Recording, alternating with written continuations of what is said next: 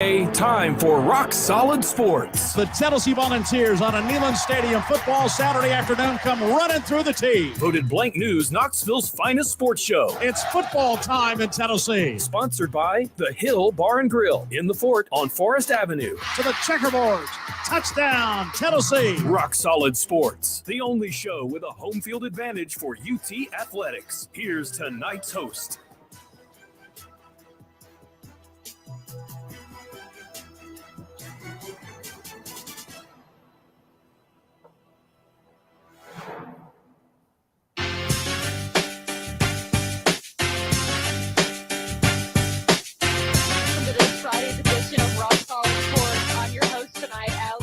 At the Hill with Sam, and we have Matthew back at remote somewhere, who knows, and we have Tucker back in the studio producing for us. We would like to say a thanks to the Hill. Rock Solid Sports Friday night show is sponsored by the Hill Bar and Grill, located in the Fort Sanders area at the corner of 12th Street and Forest Avenue. The Hill Bar and Grill is a bar, restaurant, and caterer with wings, burgers, tacos, and more, with dining indoors and at their expanded outdoor patio area with curbside pickup available. More info at thehill.knox.com or on their social media. How are you guys doing? How's Tucker in the studio, and how are you doing, Matthew? Yeah, I'm doing great right now. Allie, I am really looking forward to seeing this BaseVols team play in Omaha. The games have already started today. Oral Roberts took down TCU in thrilling fashion. Oral Roberts, man, they just have something about them that it doesn't matter what sport it is. They just go off when it's playoff time. And now we've got Virginia playing Florida here. That one is about to get underway. 2 regular visitors to Omaha. So I'm really excited for the College World Series. It's always a fun event, especially when your team is playing in it. I'm good as well. By the way, I'm coming from Fort Lauderdale, Miami, South Florida, all the same thing. But I'm in the same boat. I am so excited for tomorrow. I think baseball's at its hottest peak right now with the Vols, and I'm so excited to see them take them out tomorrow. We do have a fully loaded show this afternoon. We're going to be talking about baseball. I have a fun little softball story to share with y'all, which I think you guys will love. We're going to end up talking a little bit about the NBA and eventually talking about the football 2024 season and the schedule that we have planned. So, Tucker, would you like to start us off with talking about some more College World Series? Yeah, absolutely. So like I said, you had that Oral Roberts and Virginia game that happened, or not Virginia, TCU. Please tell me, did you guys talk about in like an earlier show about how Oral Roberts coaches were feeding their players gummy worms on base every time they made it to base? Did not know that. That was so funny. I'm sorry. It's like the offensive line coach that gives his O-linemen pancakes when they get their pancakes. So that's pretty cool. But, yeah, it's awesome to see Oral Roberts win. And those two teams are really two of the bigger Cinderellas here. I mean, Oral Roberts is the Cinderella of this tournament, in my opinion. TCU is a regular visitor to Omaha. However, they had to go through some bumps in the road. They had to play out there in the Fayetteville Regional in Arkansas, just manhandled Arkansas 2 games in a row. So really impressive stuff by them. And then they hosted Indiana State in the Super Regional. Indiana State, I think, due to some housing, lodging thing for opposing teams, could not host the Super Regional. So they may have gotten a little bit screwed there. But, TCU took down Indiana State in 2 games there. So they're here now. Unfortunately for them, they are going to have to play the loser of this game tomorrow. And the loser's bracket, it really puts you at a disadvantage when you are in this tournament. So, you got to win that first game, and that's something Tennessee's going to have to do tomorrow. And it's going to be tough, man. LSU is a team that is just, they've hit on all cylinders all year long. They've got a great batting order, and, they're going to be throwing out their best guy in Paul Skeens. He is far and away the best pitcher on that team. But, if Tennessee manages to make it through him, I think that LSU will have some trouble with their bullpen. It's just not the same when you compare Paul Skeens to everybody else. Whereas Tennessee, you can pinpoint a few different pitchers on that team, and you will be okay knowing that guy is on the mound.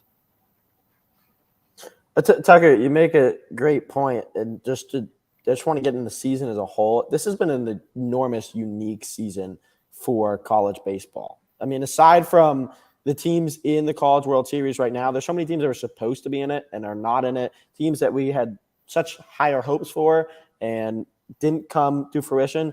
But if you're the Vols, you're coming in at the hottest time right now. Baseball is always about runs. Baseball is always about the hottest team. I've always said rankings don't mean anything in baseball. I don't think it does. I think last year's MLB World Series is a perfect example. You're talking about a Phillies team that didn't have a consistent great record throughout the season and ended up making it all the way to the World Series because they were the hottest team in baseball. Started as a wild card, made it all the way through. And the Vols are coming in a similar spot. A lot of coaches, their biggest issue is not having discipline and are too stubborn and never want to make the adjustments. And Vitello, who certainly felt the pain with the loss last year in the Super Regionals and the countless mistakes, the dumb mistakes, the base running, the errors in the outfield that led to the certainly pitiful start to the season, came at a successful time because Vitello made adjustments. So you can count on Vitello to take you to the College World Series and make the right adjustments and come in with a great game plan. But let's say you didn't have a great coach. The Vols are playing the best baseball they've played all season. The offense is now firing. The pitching has been outstanding. And I think at the end of the day, rankings don't matter. I've never been a big fan of home field advantage in college baseball or in MLB. I think whatever the hottest team is, that's a team that has the best chance. And I think the Vols are up there in terms of the hot streak right now. We are seeing a completely different team than when we saw during the actual regular season. Yeah. It is actually really, really cool to me to see the growth and the camaraderie of these boys coming together more and more with each and every game. Tony Vitello was talking about how he's so proud of them and how he's excited to see the change. Because in the beginning, they did not really mesh well together. None of the boys really had a close attachment, and now they're doing more and more and more. They always seem to kind of come together. They're coming out of their shells with each other, and I'm sure you guys have seen the Zane Denton and the Taylor Swift joke right now. Yes, so it's entertaining, really entertaining. I mean, the whole trend is fill in the blank, but it's just funny that it's Zane Denton out of all people. I had a class with this kid, and he was always just so shy and so calm. But he also did you guys know that he transferred from Alabama? Yes, from Alabama. Right? You and him both. I know we had 3 transfers from Alabama in that class. Yeah, you see, Zane is from my neck of the woods. He actually went to my rival high school, Ravenwood High School. So I actually got to call it in Tennessee, in Brentwood. Okay. Yeah. All your other famous friends. Yeah. No. I called a game of his in high school, and Brentwood won the game, but he was one of the few shining stars for Ravenwood in that game, and he continues to do that now. I mean. Listen, he's stepping up to plate right now. Yeah. The consecutive home runs in every game is so. Yeah, I couldn't do that. I probably would. If someone threw a ball at me, I'd probably flinch. I'm not gonna lie. It's impressive what he's done, and it's just the fact that all of these transfers, they at the beginning of the season, you're like, okay, these guys are, maybe not living up to expectations. Like Maui Ahuna, people have been complaining all year about how this dude is a walking strikeout, right? And then Zane Denton was maybe not as successful. Griffin Merritt started conference play 2 of 30-something at the plate. It was pitiful. But all these guys, they have done well all at the right time. Zane Denton, like you mentioned, Allie, multi-game stretches with home runs in them. And then Griffin Merritt, I mean, a Saturday, or it wasn't Saturday because of all the stupid delays and whatever was going on there. Sunday, that second game on Sunday, the dude was an automatic single. He was 4 of 5 at the plate. It just felt like every time that he stepped up to the plate, you knew he was going to hit a single through the gap into left field. So it's been very impressive to watch these transfers all come together now because, I think Tony had even said this in a press conference. We had guys out there that are still getting to know each other. Like Christian Moore, one of the guys that was on the team last year, really, just adjusting to the fact that he's got a bunch of new teammates around him in that field that he just hadn't known. He's been a lot of getting to know each other. So you are right about that, Allie. But Tucker, you alluded to it, and I've talked about this earlier in the season. Last year, coming off the loss in Super Regionals, you needed to find leadership, and I think you've kind of looked, as Vitello's looked to his players, the ones that have now been the core of the team this year, to be the leadership of this team. We're starting to see the voices in the locker room and in the dugout start to show. Yeah, I can pinpoint to a couple of different players right now that, like Christian Moore or Griffin Merritt. If one of those Moore's guys, a great example. if I know for a fact that if those guys are having a good game, right? You know for a fact Tennessee is probably going to win if Christian Moore is out here hitting doubles and home runs. Because if he's in a groove, the whole team seems to be in a groove. He's just one of those guys on the team that you can pinpoint. And I want to talk about one more thing. The biggest thing, and Vitello alluded to earlier in the season, he said, I don't care about the home runs. I don't care about the doubles, the singles, or the triples. You got to be competitive. Consistency is key. And obviously that's the biggest issue that the Vols have struggled with all season long, finding consistency in both the offense and in the pitching and on the record. But having competitive at-bats, being able to go 5, 6, 7 pitches in an at-bat, wheeling a pitcher more pitches than he probably should throw in one hitter.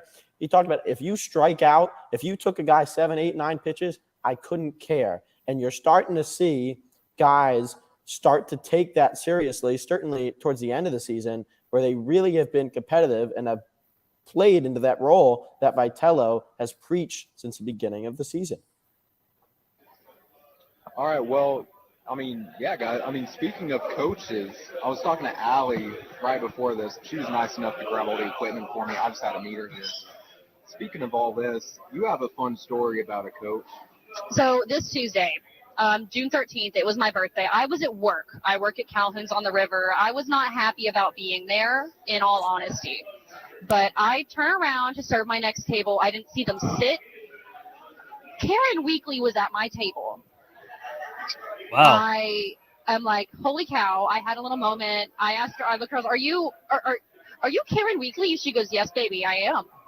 You have that correct. And I'm just like, I feel so stupid right now. But she was so incredibly sweet talking. She was actually on a recruiting meal with with a possible coming player. But her husband was there. There was an assistant coach. I've never met a coach that has been so kind and respectful. She asked about everything I did. She goes, oh, so you do Rock Solid Sports? I'm like, I do. She says how much she liked Rock Solid Sports, which I was like, that's actually really, really cool. She told me happy birthday, and you guys might find this shocking. When using a UT-owned card or funded card, they can only tip at most 18% to a server. This woman goes out of her way, and she says, don't you dare run away. I'm going to look through my purse for some cash for you. She was digging through her purse just trying to find me some money. And when I say, like, my heart was melting, she let me take a photo with her. Her husband was taking the photo. He put his thumb over it, so she made the recruit take the photo instead. Classic. So. Already working for her. Yeah. Already working for her. That's awesome. Well, it makes sense why that team is so collected and why the camaraderie is so good. Like, she's such a kind individual that the way that she just treated a random server who kind of like had a little freak out for a second, because I mean, no one's going to turn around and think you're going to see a head coach for UT, any team at your table, and you're going to be getting them food and drinks. I'm sorry. And it's the fact that you can tell that she loves and respects those girls so much if she respects service industry people. That was gibberish. Service industry people. But yeah, I don't know what we need to bounce off from here to that, but what do you guys have to add? Well, to me, it sounds like we got to get her on the show. Yeah. If she's a fan. We got to get her on the show. Yeah. That might be a little hard. Yeah. On another note, though, Virginia and Florida did just have their first pitch. The catcher for Florida made a wild play throughout the Virginia runner on third base. So that game is currently sitting at it's scoreless, but it's just started, and I think they're about to be through the first inning. So, yeah, this is one game that I'm really looking forward to, just because Florida is a team that has had a recent title, and Virginia has too. They won theirs, I believe, in 2015. Florida, maybe a little bit more recent than that. So, I'm looking forward to that. What are you guys looking forward to about tomorrow in the baseball game? Because, if it's going to be a tough battle. It's going to be an uphill battle for Tennessee. But, watching that series down there at LSU, I felt like Tennessee was in it. There are like one or two fielding errors. Maybe a pitcher is left in one batter too long, from a sweep, honestly. I personally have a special hatred in my heart for LSU. I would go drive down there a lot. My first ever collegiate baseball game that I attended was an LSU versus Georgia baseball game, and I wore a Vols t-shirt. They put the Jumbotron on me for some reason. You're confused. That's why. I'm just like, but no, they are a really good team. They have like every package in there, but also go dang Vols. Go dang Vols. Hey, I have a funny story of some. This is completely off topic. You want to say go dang Vols? I had a friend. He went to Israel. He just got back the other day. There's a college, university sports shop, and he got me like a UT shirt in Israel that has University of Tennessee letters, it says UT, and it's all it's spelled out in Hebrew. T-shirt, yeah, all in Hebrew. I can't remember what language it was. That's kind of cool though. Yeah, it's in Hebrew. That's actually really, really cool. That's go dang Vols to me. That's crazy. Tucker, I want to get back to what you were talking about tomorrow. You talked about the LSU series in the regular season, and I don't like to go back to the regular season just because I think consistency is the most important thing, and I don't think you can go back to a team. You don't know what the injuries look like then. You don't know what the weather looked like then. You don't know what the crowd was sold out then. I remember watching that, but they won 14-7 one game. They lost the series 2-3, but they lost 6-4. Like you said, without the base running mistakes and without the fielding errors, they were in that game. Aside from Wake Forest, obviously being the number one seed, I think LSU has been the most consistent team all season long through college baseball. So It just sucks. They got to play LSU. They lose. They got to play Wake Forest, assuming Wake Forest wins. But I think this is like a script meant to happen. It was written this way after the Vols had lost that series. And that series was supposed to be a big turning point. I remember being on the radio then and us saying, this is a huge weekend. They can finally turn it around. If they win this, they might actually be a team worth talking about again.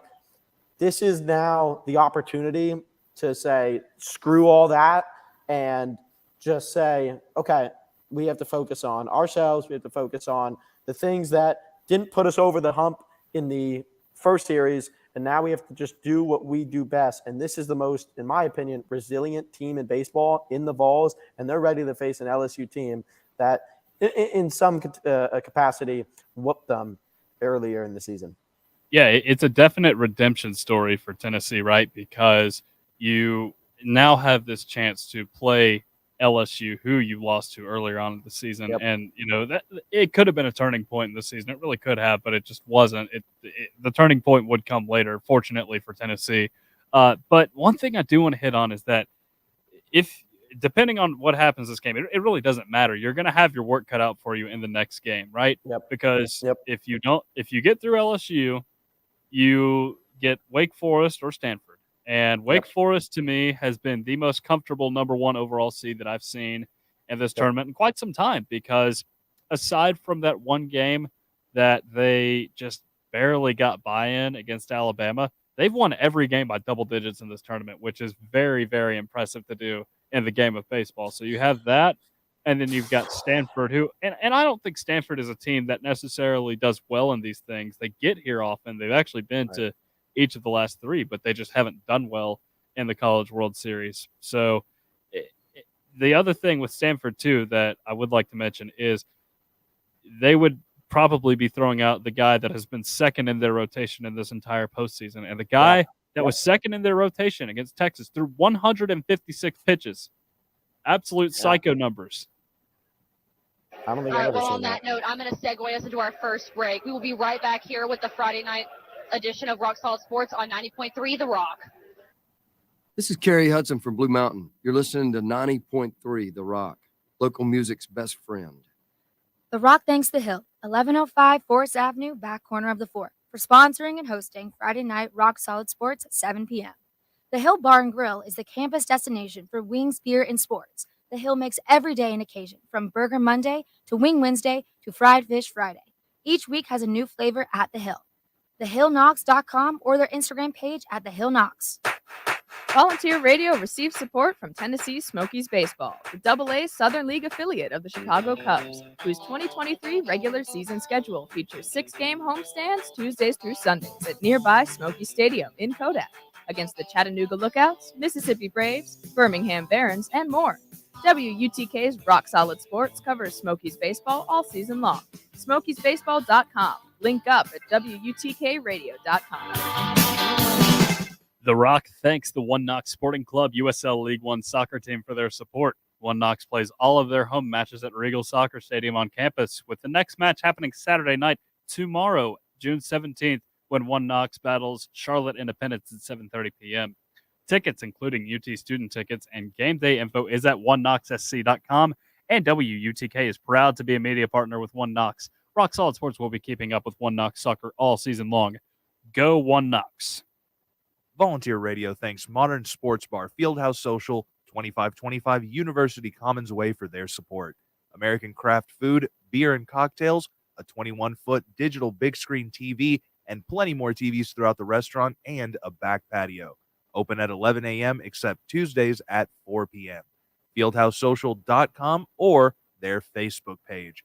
Fieldhouse Social proudly sponsors WUTK's Rock Solid Sports Monday Summer Show at 7 p.m.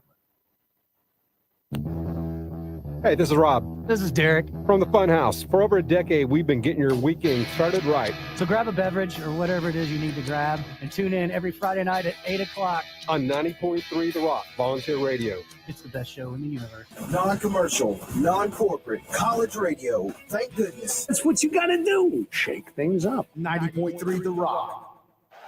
The Rock thanks the One Knox Sporting Club soccer team for their support. One Knox plays all of their home matches at Regal Soccer Stadium on campus, and the season runs into October with matches against Memphis, Chattanooga, Lexington, and more USL League One opponents. Tickets, including UT student tickets and game day info, is at oneknoxsc.com. And WUTK is proud to be a media partner with One Knox. Rock Solid Sports will be keeping up with One Knox soccer all season long. One Knox SC. We are one.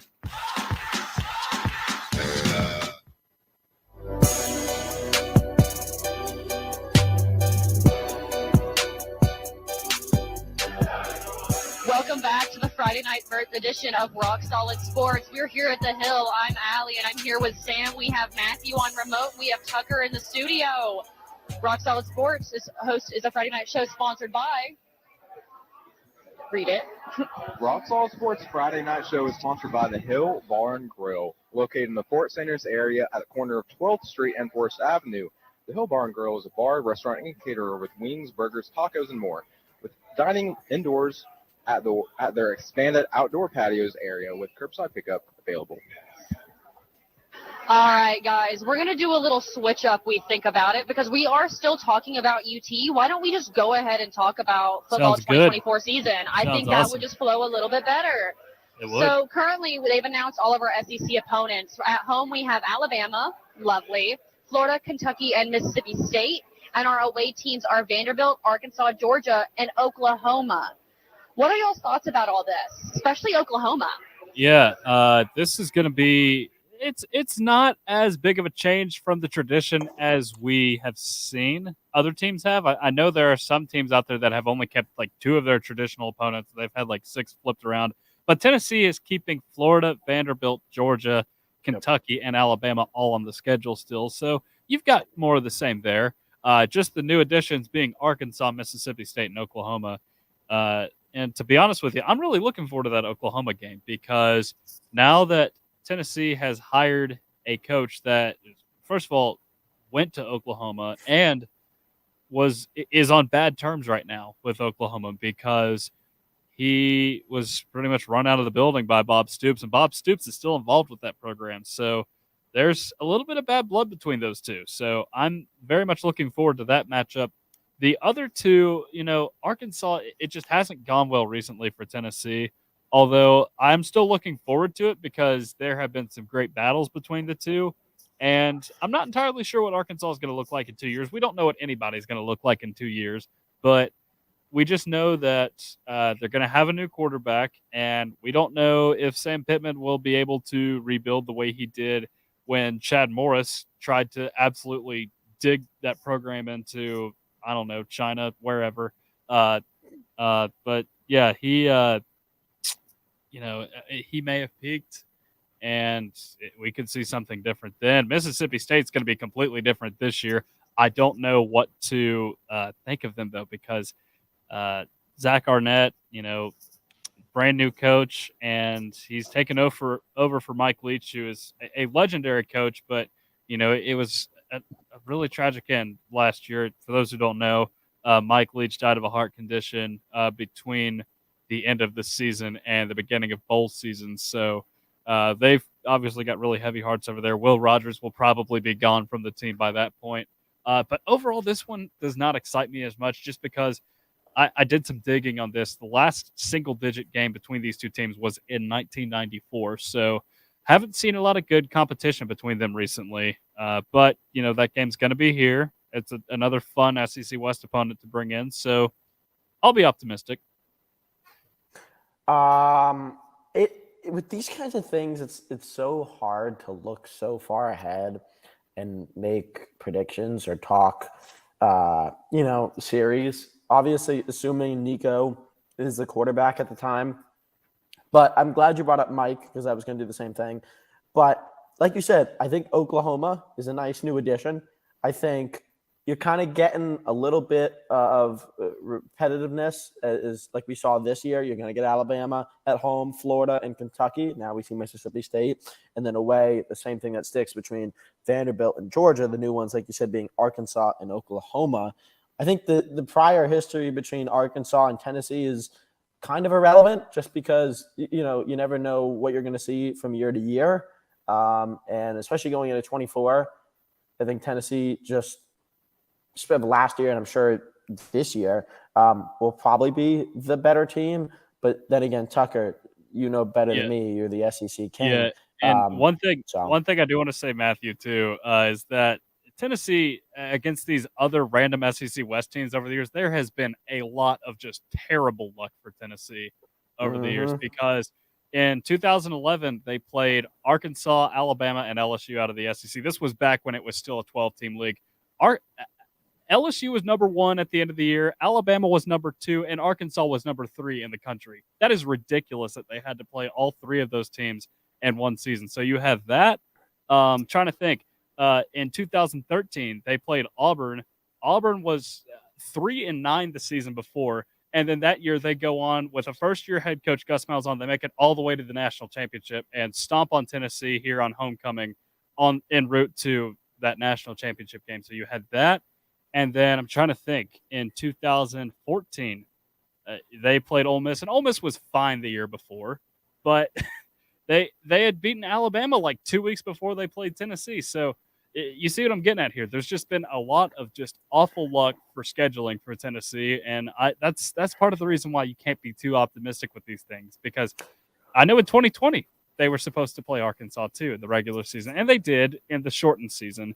But Chad Morris had just been fired from Arkansas. They'd gone 2-10 the year before, but Sam Pittman revitalized the whole thing. So Arkansas was suddenly this respectable SEC West team that beat Tennessee by double digits on its home field. So you just don't know what you're going to get. It's been a lot of bad luck. Maybe that's just the battered Vol in me talking, but I've just seen a lot of bad stuff over the years with these scheduling matchups. Tucker, I just want to say, I know this is a little off topic. I just want to give you your flowers because I'm always amazed every time I talk to you about SEC football. Just want to put that out there. I can't believe all the stuff you know. I mean, I know the 3/4 of the things you're saying is off the top of your head, and I'm sure it's correct, and the other quarter is research, which is amazing on its own, but just credit to you. I'm always here to entertain you, Matthew. Yeah. I will say, Sam and I were joking around earlier talking about this schedule as we were discussing what we should be talking about this evening. And he mentioned how he wanted to see UT versus UT, and I kind of did too. Yeah, I mean, we agreed on the LSU thing. We wish LSU was on there, but as a fan, you always, see these games. As a fan, you want to watch these games. So I was disappointed that we didn't have Texas on there, because wouldn't that be hilarious? UT. Listen, I watched the energy of the softball game. Imagine it if the energy was so aggressive and so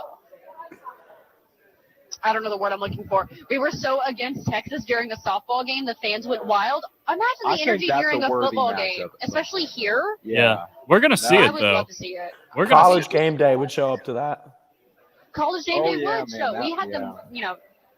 them, a few times though, anyways. Yeah. Well, I mean, a cool game that we do have is the Alabama game, and of course we have Allie from Alabama. So, Yeah. Well, that one. Allie, what do you think about that? I mean, of course we're gonna have. It's a preservation of tradition, Sam. That's not a new It is. matchup. That's, yeah. No, it's not a new Like matchup. if we would have I know gotten it's not rid a of new that, matchup. I would have rioted. I think almost every single Vol fan would have rioted if they would have removed Alabama from our schedule. And I'm glad that they're preserving this tradition because it was the Bama versus Tennessee game that really sparked my love back for the Vols while I was at Bama. Even though Bama beat the Vols while I was there, I would hate to see that tradition die out, and I Yeah. know all of us That's would. all I was asking, Tucker. That's all I was asking. I'd want to just because I have a feeling it's going to die down once we get to 2024 and just to rehash about this past season.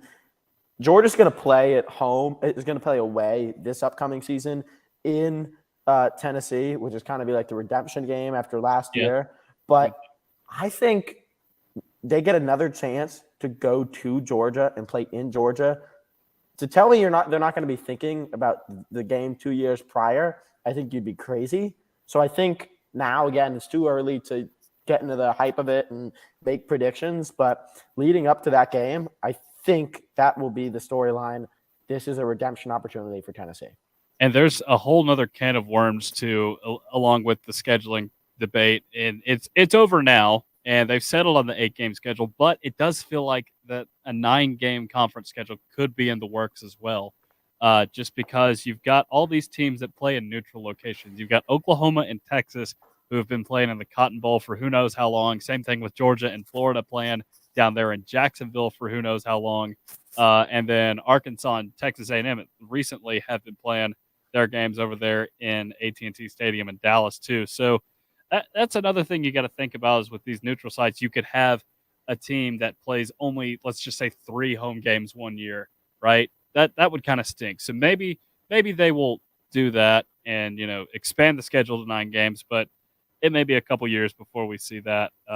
But I do want to ask you guys again, because I've got about 20 different matchups that I'm eyeing right now that are brand new, have not been played annually, that are going to be played in 2024. Do you have one in particular that you are looking at? It doesn't have to involve Tennessee either. I haven't looked as outside of Tennessee, so I can't really speak to that. But then again, I'll tell you one. Okay, yeah. Texas at Texas A&M is a fun one because this one, it should be tradition, right? Because these two teams have played each other.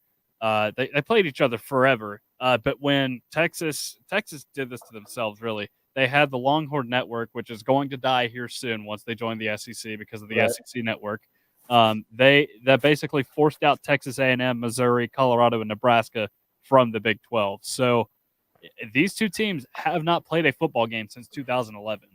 And with that game being at Texas A&M, it is going to be so fun to watch. It'll be must-see TV. You'll get to see it on Thanksgiving night as you're eating your turkey, along with that Egg Bowl game if you want to. So it's just really going to be fun to watch. I can't wait to see that one renewed, the rivalry renewed between those two teams as in-state rivals. Tucker, I'm you excited. would know better than me. How long, because assuming it's going to happen, Clemson and FSU gets into the SEC, how long until we see them officially in?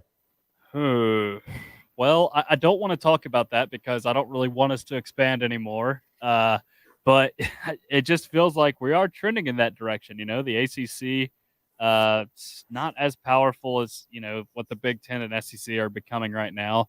I think Clemson and Florida State are the two best fits, or two of the better fits if they were to join the SEC, right? I don't want Miami. I just don't think that Miami is just not a part of what you would consider, Southern football. It doesn't feel like, Miami's its own little thing down there. You can probably attest to that, Matthew. But I just think Florida State, with that being on the Panhandle, they've played a lot of SEC teams over the years. They've had some good battles with Florida, some good neutral site games with teams like Bama, Auburn, Ole Miss over the years. You have that. And then you got Clemson, which, is really right in the middle of SEC country. It's like only 100 miles away from here as the crow flies. But, I think those to me are the two best ones for SEC just because they've got the reputation as a program. Now, from a monetary standpoint, you could look at potentially getting Virginia and North Carolina in the conference because you've got the big brands associated with the Jumpman. You get North Carolina into the conference. That's like the ultimate Jumpman school just because Michael Jordan went there. So you would have that. And if you add North Carolina and Virginia, you get good baseball teams. You get some outstanding basketball programs too. That'll frustrate some Kentucky fans if you bring them in. But then again, they're Kentucky. All they got is basketball up there. So that would just be the two teams that would wreck their success. So. I think Clemson and Florida State are the two better ones if we're talking about football, but I have heard arguments for North Carolina and Virginia as well. Just, by the way, just because I'm not going to let it slide by, shot to my heart as the resident Miami Heat fan on the radio show, and Miami fan in general, shot to my heart. I give it 2-3 years, okay? Let Miami develop, new coach. They got a new training facility coming up. They're going to Mario be SEC. Cristobal won 5 games down there. In his first year. As one season, they're going to be like they had the listen, before. Mario Cristobal is renowned as this great coach up there at Oregon, and he's the hilarious part about this whole thing is they hired him before they fired the guy that was there. Who wants to go play for a program like that? Tell me. What do you mean? They had like I was second. You would know better than me. Second or third best recruiting class going into this year, right? And then wait, what were you saying? They had Miami had the second or third best recruiting class going into this year. Maybe they did, but listen, Texas A&M tried that same game with the best recruiting class ever, and they only won 5 games last year. If you don't have a coach that can coach up the talent, then it's useless. Give it time. That's all I'm saying. Give it 2-3 years. I will say, I'm going to circle back to Tucker's original question to us, just because Sam and I are looking out here back and forth. Yes, please answer my question. I'm sorry. Yes, you're good.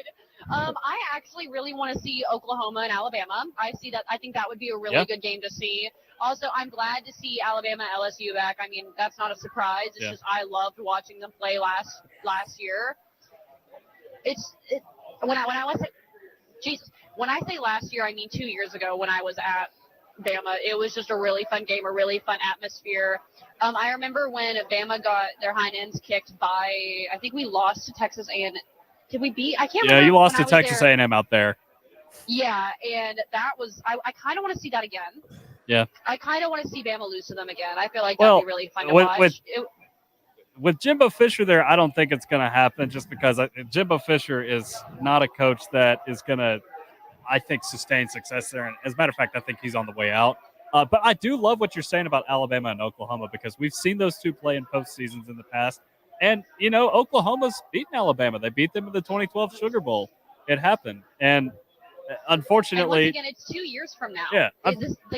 Any team could become the best and they could become the worst. You never know how this is going to pan out. And unfortunately for Oklahoma, they did lose to them in 2018, I believe, with Kyler Murray. That was in the Orange Bowl, the college football playoff game. But, the fact that Alabama's going out there, that just makes it so much more exciting to me because Alabama will have to go to this new environment. And also, we can call this thing the Jalen Hurts Classic now. Think about that. I will say something that's really cool, though, is I know for a fact that, yes, they're going to be going to a new territory, but the tide travels. They do. They'll just blend in this time around. Huh? They'll blend in. Crimson and cream and crimson and white. It's all going to blend together. That is true, but Bama is loud. I mean, not us loud, but, I traveled from Bama to Florida to go against Florida. That's when I met Nick Saban, which was also cool. Man, you're meeting all the cool. I know. But, yeah, I just, is there a game that you're excited for, Sam? Yeah, I think for me, I kind of got to go with Texas and Texas A&M, of course. Yeah, that's a good one. It's kind of cool. It's just kind of cool seeing those two teams face off. I like watching their rivalry unfold because I yelled at a guy who was wearing a University of Texas shirt, and I just said, boo!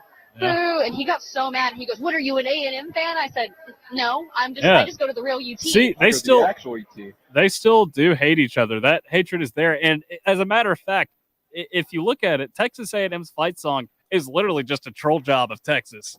That's how much they hate each other. Their fight songs aren't even, fight on Texas A&M. They're just going to say goodbye to Texas University. That's the literal words in there. It's not University of Texas to them. It's Texas University, lowercase t, lowercase u to Texas A&M. That is the level of hatred between those two teams. And it pains me to think that those two teams have not played each other since Ryan Tannehill was the Texas A&M quarterback, which was too long ago. I'll give you one. UF and LSU rematch back in Gainesville. Yeah. That's going to be so fun to watch. That's a solid one. I mean, I also I didn't look at LSU's full schedule. Are they going to be playing FSU? Because I know that's such a big rivalry. I went down to Baton Rouge last year. LSU and Florida State are not rivals. They just happen to be playing each other in non-conference. But they do play each other this year, though, and I'm really looking forward to that because that game last year, it was what team is not going to screw up the most. It was basically how that game ended down there in New Orleans. And Florida State was the team that didn't screw up the most. So now LSU is out for blood. I know. That's why I watched that little field goal, and I was saying, well, I was with a bunch of LSU fans, and I felt like I was going to be murdered. Yeah, it should be a fun one. But, Matthew, back to what you're saying about LSU and Florida, that's a traditional one. And unfortunately, too, you need Florida to get better. It's good for the conference when Florida gets better. But right now, they're just in trouble right now with Billy Napier because here's another little nugget that I've dug out because I was just curious. Florida lost to Tennessee, Kentucky, and Vanderbilt this year.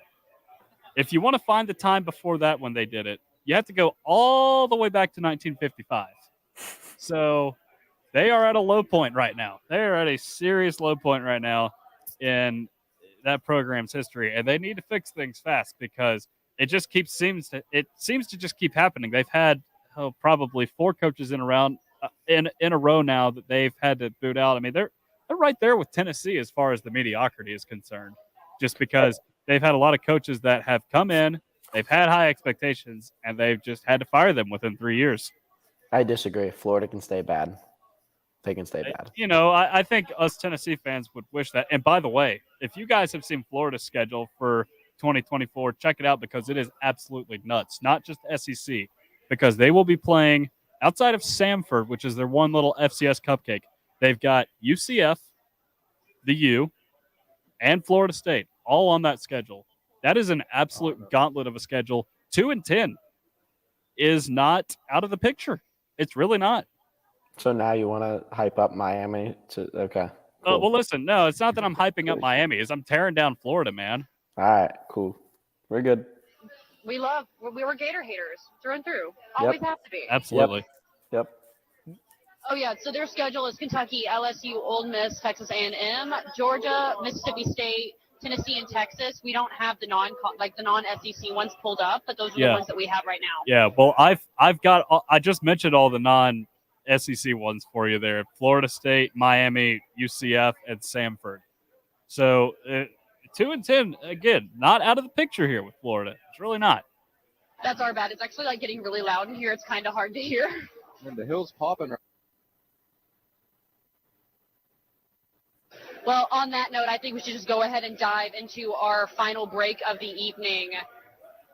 We will be right back here with Rock Solid Sports on 90.3 The Rock.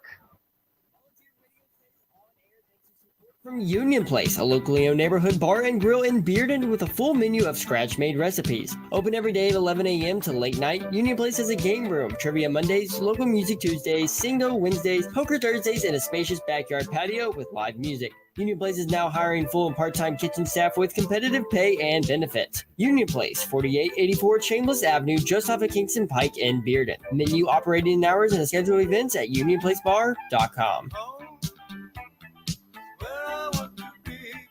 Volunteer Radio receives support from Tennessee Smokies Baseball, the AA Southern League affiliate of the Chicago Cubs, whose 2023 regular season schedule features 6-game homestands Tuesdays through Sundays.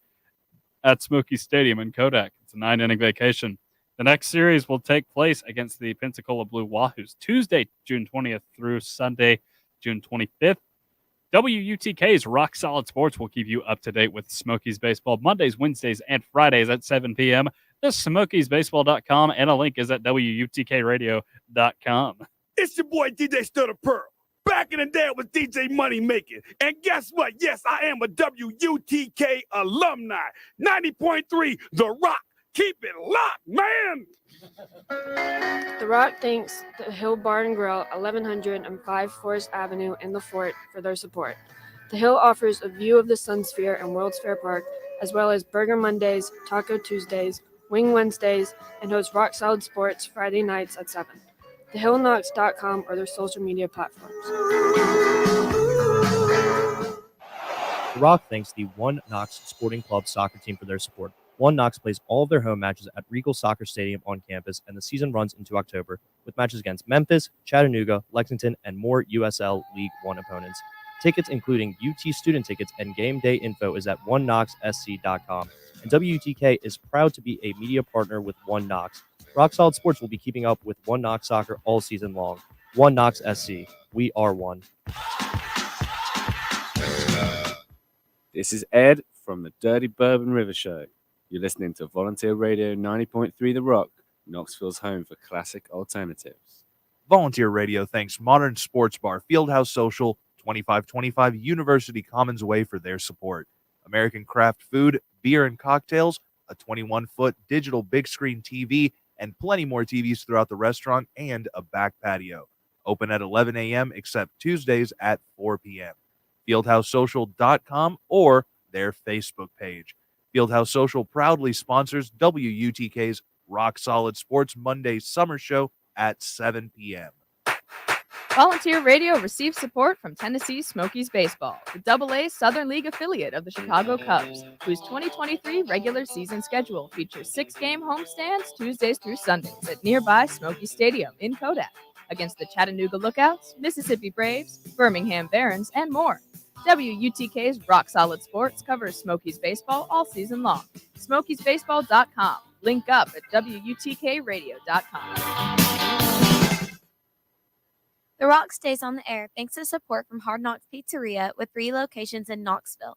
Hard Knocks Pizzeria at 2300 North Central Street presents the Central Block Party, a weekly summertime party beginning at 5:30 p.m. Thursday nights now through July 27th in the Hard Knocks parking lot. Live music from the J Storm Project, pizza, adult beverages, outdoor activities, and more. HardKnocksPizza.com or on their Facebook page. Hi, this is Derek and Rob from the Funhouse. It was brought to our attention that our show and the things that we do could be seen as childish and not funny, sophomoric, vapid, stupid, and a complete and utter waste of time. We strive to bring you the most entertaining radio that we're capable of each and every week. So won't you please continue to support us and the station? Tune in every Friday night from 8 to 10 p.m. only on 90.3 The Rock. The Funhouse. Syphilis free since 2013. Stop by the Funhouse Friday nights from 8 till 10 only on 90.3 The Rock. Congratulations to Rob and Derek, hosts of the Funhouse, for being voted Knoxville's finest radio personalities in the 2021 Blank Newspaper's Knoxville's Finest Readers Poll. Tune in Friday nights from 8 to 10 and find out why. The Funhouse, brought to you by Raven Records and Rarities, located in Happy Holler.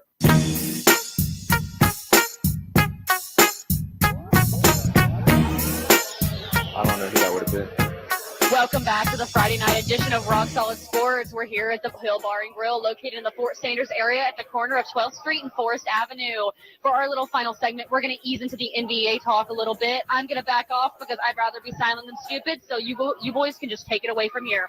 Yeah, earlier we kind of talked about, Jumpman logo. Yep. So, we got to talk a little bit basketball. We have 10 minutes left? Yeah. Of course, we have the big news about Michael Jordan selling the team. That's just big because it's Michael Jordan, but that's not the only thing that happened. We have the whole John Morant debacle. We finally got our questions answered after, the finals, because that's what Adam Silver said.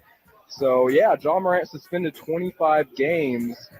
Do we think this is fair? Do we think this is too much? Celestia, you really expressed interest in talking about this, so I want to know what you have to say.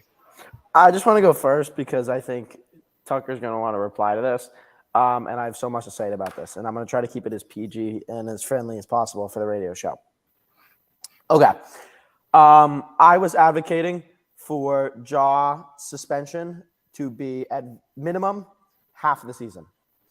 I think because this is his second offense, that a 25-game suspension would have been acceptable with his first offense, and a half a game suspension at minimum would be acceptable for his second offense. Here's my reasoning. Ja Morant is the biggest box office player we have seen since maybe Steph Curry. If you don't want to put him on the list, then LeBron James. We haven't seen a talent like this since Allen Iverson. Ja Morant is the jersey everyone's buying. His shoes were the hottest in Nike sales when they came out around Christmas, when he had that whole commercial with his daughter giving him the box of shoes. Okay. Because of all this, Ja Morant has lost millions of dollars, upwards of $60 million in NBA deals. He lost out on $40 million because he didn't make All-NBA team, because his restrictions were not allowed to make All-NBA team because of his 8-game suspension. So he lost out on a $40 million bonus because he couldn't make it, which he would have been had he not been suspended. He also lost out on the 20-plus million because of his 8-game suspension last year and his 25-game suspension next year. Okay. He also got his Nike deal taken away. That is way more than $60 million. That's the money aspect of it. Okay. I know I'm on a rant. I'm going to keep going. If you are a regular person, I get it. Ja Morant is a American citizen, and everyone that wants to talk about the law in the Second Amendment, it's fine. If he wants to go out and say, my hobby outside of basketball is to go shoot guns, fine. But if you're going to brag about having a gun in a capacity or context in which you are intoxicated, and for the reason of doing it because you are trying to prove you are thug or hood, to me is beyond reckless. I think that's an understatement. And he should have been made the perfect example of how team basketball and team sports is so important, is what you do on the court and what you do off the court. His actions are going to hurt the Grizzlies next season. His actions are going to hurt the city of Memphis. And his actions already have hurt every kid that have bought his jersey, bought his shoes, emulated his game in their basketball hoop in their backyard. I can't stand what he's done, and if it was up to me, he wouldn't play at all next season. I'm done. Well, Matthew, I'm not going to disagree with the word you said. I think you hit the nail on the head. This dude is, kids are buying his jerseys. He is an example for all the people who are watching him of, somebody that has had a successful story coming up through a, group of 5 team or mid-major rather in basketball in Murray State. And the one NBA game I went to, it was a Grizzlies Cavaliers game in 2020, right before the shutdown. This is in January, I believe. And there were Murray State fans everywhere. I think it was like college night or something, or college fan night or something. They all came down there to see him. They loved him. But the fact that you have all this, you have the opportunity to be a great player. And this is the second time he's been caught doing something like this. And listen, you're right about the whole, Second Amendment thing. It's a thing, but the issue with it is that it's just a bad look. It's bad PR is what it is. And, again, I'm not going to stomp on anybody's Second Amendment rights at all, but it's just crazy to me that, it almost seems like he's promoting violence in a way with that to some degree. And that's not a good example to set for your fans, I don't feel like. So, I would just have to hope that the message gets through to him this time. And if not, I don't know what the NBA does, really. I don't. Guns are legal. If he wants to go to a gun range, which is his hobby, and Absolutely. post videos of him shooting guns, by all means, go do it. If he wants to go show videos of him shooting, he loves hunting animals, Go do it. No one's going to have a problem with it. People might have some backlash, Totally but agree with you. there's nothing wrong about it. But to advocate, which isn't what he's doing for gun violence, but to wave around a gun in the first video at a strip club while he was intoxicated. In the second video on an Instagram Live in which he just come off a press conference saying, I don't advocate for gun violence and I take care of my actions and I'm sorry for what I did. And a meeting with Adam Silver, the commissioner, saying, I know what I did. It won't happen again. I was an idiot. I hurt my team, yada, yada, yada.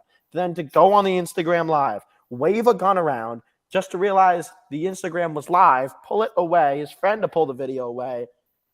I don't understand what else it takes to hurt a player than to make him an example. And I think the NBA should have made a bigger example out of him and should have made a bigger joke out of him. But if they're not going to do it, I'll tell you what, the city of Memphis will do it when he's missing 25 games next year. Okay, I'm not going to lie to y'all. I said I was going to be silent on this, but I did not know anything about this. And so you guys talking about this, I'm in utter shock, and I'm surprised it wasn't dealt with in a better fashion, in my own opinion. You were making many valid points as to where they could have done better, and it would have saved the team in the future. I don't know. Yeah, I mean, I think one of the best things they did in this situation was wait till, all the finals and all that stuff was over. I mean, Adam Silver is one of the best commissioners. I would say he's probably the best one we got right now. Yeah, I mean, I think so. Yeah. I mean, the way he handles things and, I heard he was talking on the Dan Patrick show and, of course, all that stuff. I'm sure you guys heard about that, all that stuff. Yeah. I don't know. The way he presents himself is very professional, and, he's made the game more enjoyable to watch over the years, I think. Yeah. But yeah, I want to get off this topic or I'm going to say something I shouldn't say. So yeah, we probably should. Let's talk about Mike now. Yeah. Tucker, your thoughts on MJ selling the team? I think it's a move that needed to happen a few years ago, to be completely honest with you. I'll keep this short because we are running up against the time right now.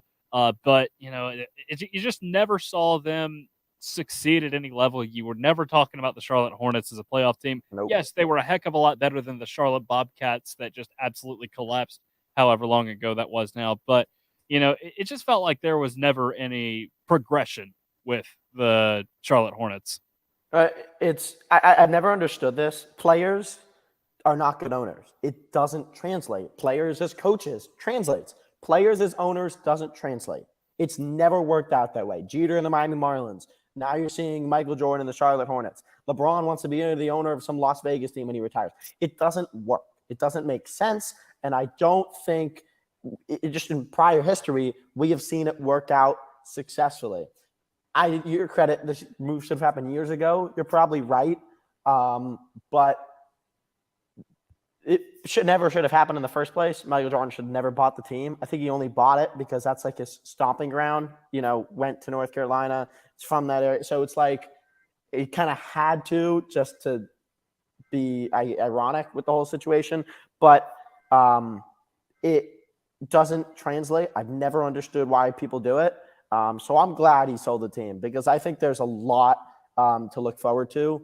They have a decently brand new arena. They have a city with great fans. A lot of people don't talk about the fan base in Charlotte. And I think they have things to look forward to in Charlotte. All right. Well, on that note, we're going to be wrapping up right now. Thank you guys for joining us for the Friday night edition of Rock Solid Sports. I'm Allie. I'm here at the Hill with Sam. We have Matthew and then Tucker back at the studio. Thank you guys and have a great night. This is 90.3 The Rock.